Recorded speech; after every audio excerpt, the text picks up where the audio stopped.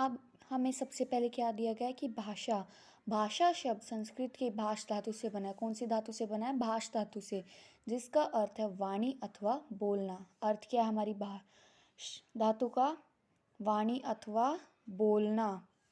हम 3 प्रकार से अपने विचारों का आदान प्रदान कर सकते हैं।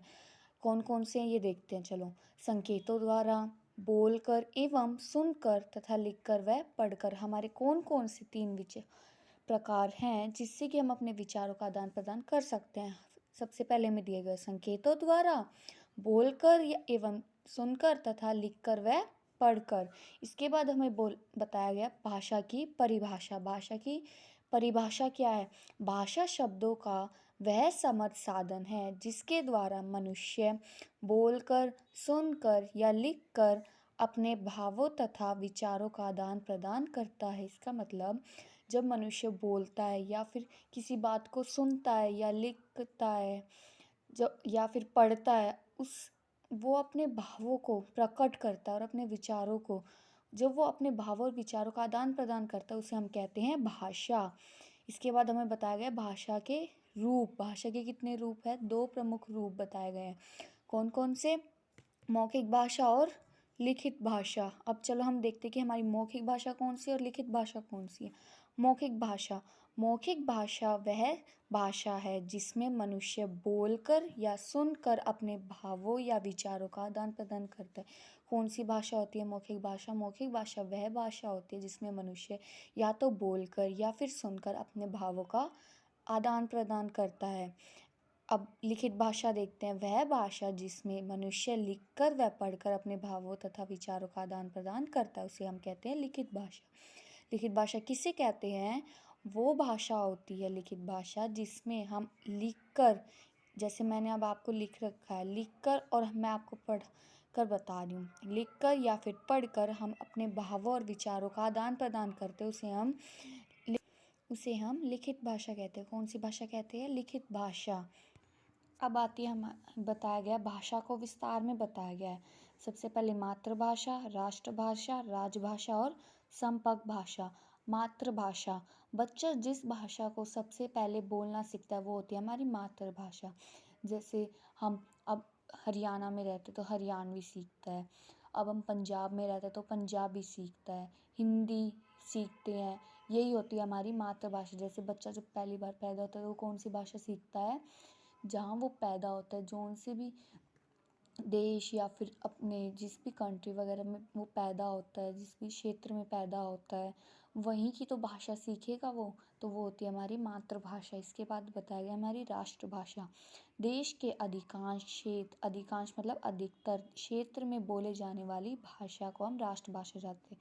जो देश में अधिकतर क्षेत्र है उसमें जो हम बोलते हैं ना अपनी बोली को, वो होती है हमारी राष्ट्रभाषा। इसके बाद है हमारी राजभाषा। राजभाषा का प्रयोग सरकारी कामकाज में किया जाता है। राजभाषा कौन सी होती है? जो सिर्फ सरकारी या फिर सरकारी काम काज में प्रयोग होती है। इसके बाद बताया गया हमारी संपर्क भाषा। संपर्क भाषा वह भाषा है जिसमें देश के अधिकतर नागरिक आपस में वार्तालाप करते हैं। क्या करते हैं? आपस में वार्तालाप मतलब बातें करते हैं, उसे हम कहते हैं संपर्क भाषा। भारत की संपर्क भाषा कौन सी है? हमारे भारत की कौन सी संपर्क भाषा है? हिंदी। कौन सी है? हिंदी। इसके बाद है हमें एक और पॉइंट मिला हुआ है, वो है हमारी, देखते हैं हम, चलो क्या है उस पॉइंट में। भारत में हिंदी, उर्दू, पंजाबी, कश्मीरी, डोगरी, गुजराती, मराठी, तमिल, तेलुगु, कन्नड़, उड़िया, सिंधी, संथाली, कोंकणी, असमिया, बांग्ला, संस्कृत, मलयालम, नेपाली, मणिपुरी तथा मैथिली भाषाओं को मान्यता प्रदान की है। क्या की है? इन हमारी हिंदी से लेके हमारी मैथिली तक की भाषाओं को मान्यता दी गई है भारत में।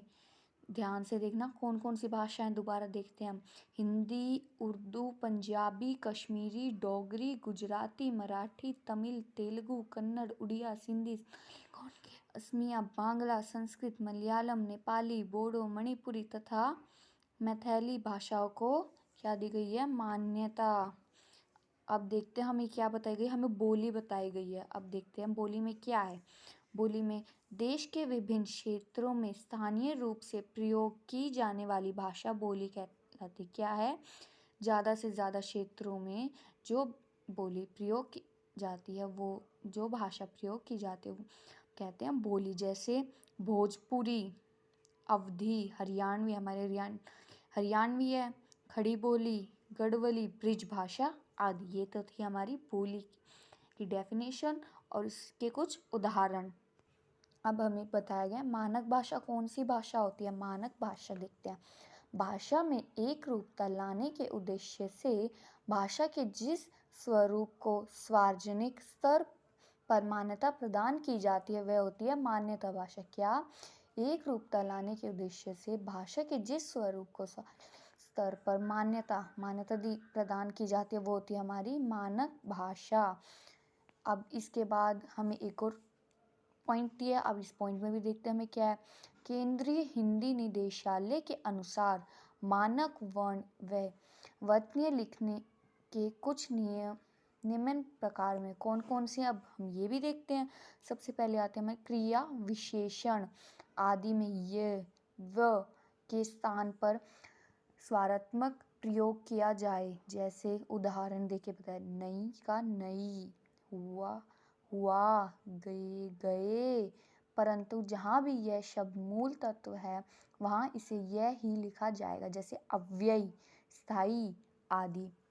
अब इसके बाद हमें एक और बताया है हमारे जो निम्न प्रकार थे ना नियम के अनुसार।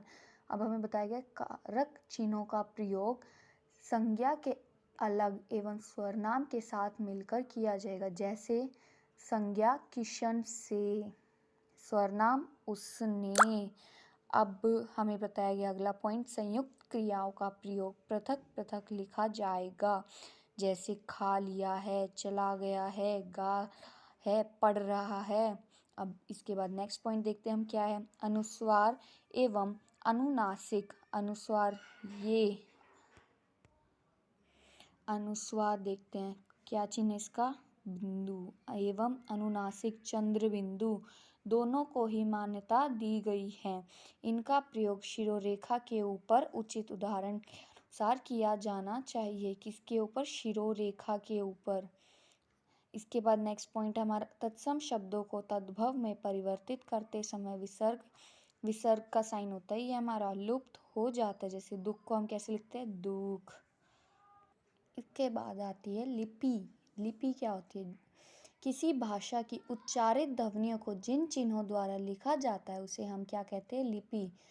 और एक और डेफिनेशन है हमारे पास, मतलब परिभाषा है। भाषा को लिखित रूप देने के लिए जिन चिन्हों को प्रयोग किया जाता है उसे हम कहते हैं लिपि। क्या कहते हैं? लिपि। विश्व की सभी भाषाओं की अपनी अपनी लिपि है। हमारी जिस भी भाषा, जैसे हमारी हिंदी भाषा है तो हमारी लिपि होगी देवनागरी। अगर हमारी मराठी होगी तब भी हमारी देवनागरी होगी। संस्कृत होगी तब भी देवनागरी। गुजराती देवनागरी। पंजाबी होगी तो गुरुमुखी होगी, देवनागरी नहीं होगी, गुरुमुखी। बंगाली बांग्ला होगी।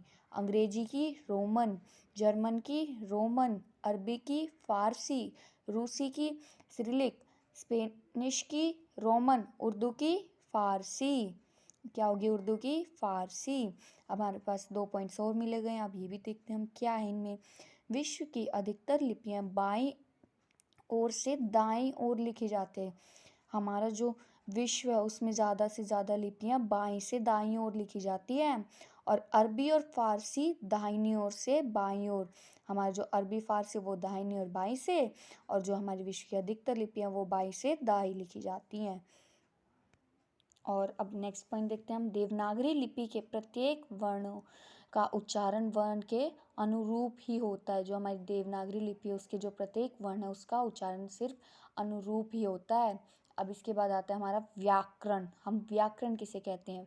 व्याकरण वह शास्त्र है जिसमें भाषा के शुद्ध रूप और उसके प्रयोग का निरूपण होता है। भाषा वह शास्त्र है जिसमें मनुष्य के शुद्ध रूप और उसके प्रयोग का निरूपण होता है। हमारे व्याकरण के 3 अंग हैं। कौन कौन से हैं? वर्ण विचार, शब्द विचार और वाक्य विचार। वर्ण विचार, भाषा की वह मूल ध्वनि जिसके और खंड नहीं किए जा सकते उन्हें हम कहते हैं वर्ण विचार। और हमारे शब्द विचार क्या होते हैं? दो या दो से अधिक वर्णों के मेल से बना सार्थक ध्वनि समूह शब्द कहलाता है। वाक्य विचार, सार्थक शब्दों पदों के सार्थक मेल से बनी इकाई को हम वाक्य कहते हैं। क्या कहते हैं? वाक्य। ये तो था हमारा चैप्टर पार्ट 1 कक्षा 8वीं का भाषा, बोली, लिपि और व्याकरण। अगर आपको वीडियो अच्छी लगी हो तो आप प्लीज़ लाइक कीजिए, शेयर कीजिए और सब्सक्राइब कीजिए। Thank you.